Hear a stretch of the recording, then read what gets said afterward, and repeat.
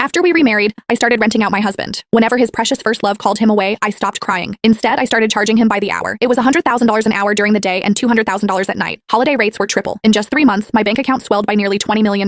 Silas was supposed to help me pick out a gown for the gala. Then Mindy called, sobbing that she had nicked her finger while cutting vegetables. I didn't even look up as I held out my phone with the payment code displayed. In the middle of the night, I came down with a raging fever. Silas was driving me to the hospital when Mindy texted saying the thunder was too loud for her to sleep. I calmly pulled out my umbrella and told him to drop me at the next intersection. Seeing his hesitation, I just smiled. Don't forget to wire the money. Then came the day of my daughter's scheduled heart checkup. Mindy called again. Hugo wants to go to the theme park. He needs a man to go on the big coasters with him. Silas hung up and turned around, about to give my daughter an excuse. Maisie beat him to it, holding out her hand just like I did. It's okay, Daddy. Just pay up. Today is a triple rate day. Silas's face twisted, his guilt instantly replaced by anger. He stood up and pointed a finger at me, his voice trembling with disappointment. Jade Sterling, is this really how you're raising our child? I calmly pulled Maisie behind me. What's wrong with it? If she can't have love, she might as well have money. I didn't learn that lesson until after our first divorce. Why shouldn't she learn it now? Silas was speechless. His phone rang again and Mindy's son Hugo yelled through the speaker. Uncle Silas, hurry up! You promised to ride the Iron Dragon with me 100 times. Maisie gripped the hem of my shirt tightly. Noticing her movement, Silas actually hesitated for once. He reached out, trying to pat her head.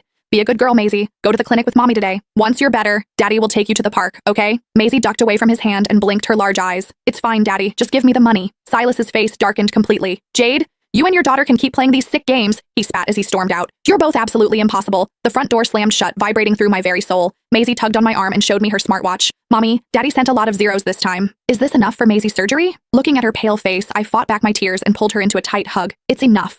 Once you're done with surgery, Mommy is taking you far away from here. While waiting for the test results, several notifications popped up on my phone. It was a tabloid leak of Silas at the theme park with Mindy and her son. The caption read, "Billionaire Silas Sterling spotted with new flame. The child already calls him daddy." I zoomed in on the photo, looking at Silas's relaxed, genuine smile. I couldn't remember the last time he had smiled like that at me or Maisie. My hand shook as I closed the app. When I refreshed, the post had been deleted. A second later, Silas called. Jade, don't be mad. That was just some trashy media making things up. I've already paid to have those articles scrubbed. I realized he was referring to Hugo calling him daddy. I'm not mad. Kids say things without thinking. Since I've rented you out to them, you should focus on being a good companion. I hung up before he could respond. Maisie's report came back and the doctor said her condition was stable. We could schedule her heart bypass surgery for next month. My legs went weak and I almost collapsed on the floor. When Silas first divorced me for Mindy, he wanted to teach me a lesson. He hired the most ruthless lawyers to ensure I walked away with zero assets. The very next day, Maisie was diagnosed with myocardial ischemia. She was at risk of sudden cardiac arrest at any moment. Because of Silas's influence, no company dared to hire me. No friends or relatives were willing to lend me a single cent. Watching Maisie's health deteriorate, I finally swallowed my pride and went back to him. Finally, today, she was out of immediate danger. After confirming the surgery date, I submitted our visa applications to an agency. A message from Silas popped up. "When are you coming home? I made your favorites." I didn't reply. An hour later, I pushed open the front door. Silas was at the dining table, putting food onto Mindy and Hugo's plates. The cozy atmosphere made it feel like my daughter and I were the intruders.